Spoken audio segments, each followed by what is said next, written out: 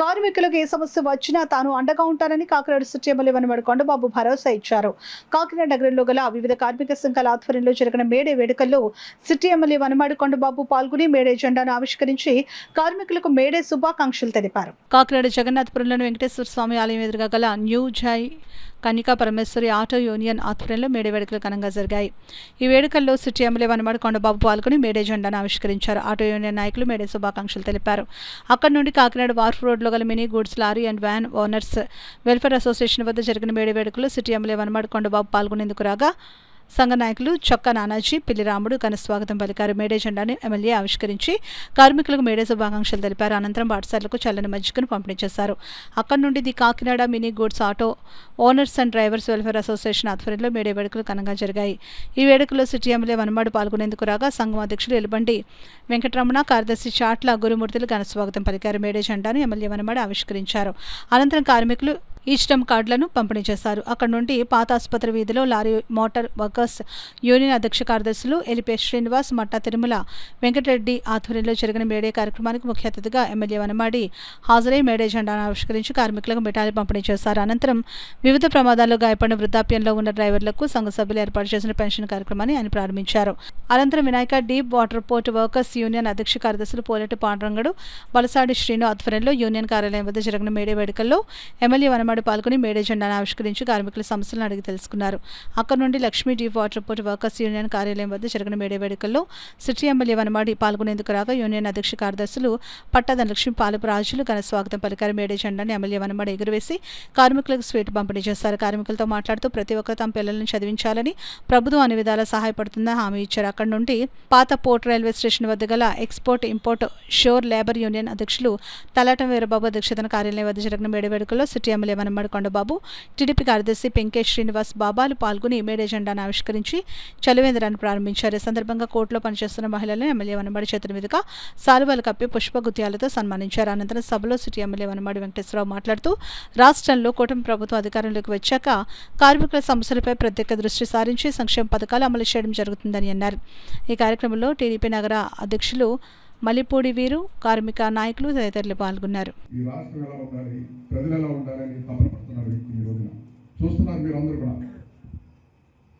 మీరు ఇప్పుడు ఇక్కడ ఇందులో చాలా మంది ఉన్నారు. ఇందులో మీరు పనులకి వెళ్తూ ఉంటారు కదా, పనులకి వెళ్తూ ఉంటారు. నాకు నీరసం వచ్చి ఇలా వచ్చి లేకపోతే ఒంట్లో బాగోకో నేను మానకుండా వచ్చానన్నవారు వినాయక డిపార్ట్మెంట్లో చేతులెత్తండి. ఎవరన్నా నేను మానకుండా పని చేశానన్న చేతులెత్తండి. ఒక్కలేరా? రోజు మానేశారు, ఏదో రకంగా మానేశారు.